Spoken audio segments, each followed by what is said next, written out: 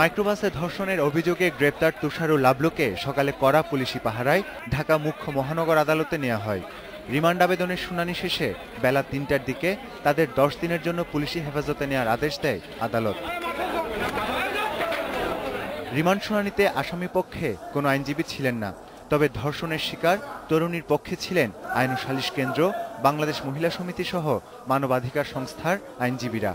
তারা অফিসিয়ালি কোনো আইনজীবী নিয়োগ দেয়নি, কোনো ওকালতনামা সহ এখানে আসে নাই, বিধায় তাদের সাবমিশন রাখা আসামি পক্ষের কোনো সুযোগ ছিল না।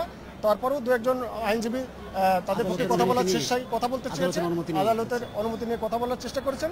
তারা যা বলেছেন তাতে আদালতকে সন্তুষ্ট করতে পারেন নাই, বিধায় 10 দিনের রিমান্ড যথাযথভাবেই মঞ্জুর হয়েছে। অভিযুক্ত তুষারকে পটুয়াখালী থেকে এবং লাবলুকে রাজধানীর গুলশান থেকে গ্রেপ্তার করে র্যাব। এরপর তাদের ভাটারা থানায় হস্তান্তর করা হয়।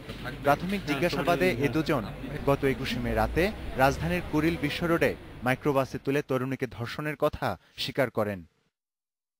তানজির মেহেদি, ইন্ডিপেন্ডেন্ট নিউজ, ঢাকা।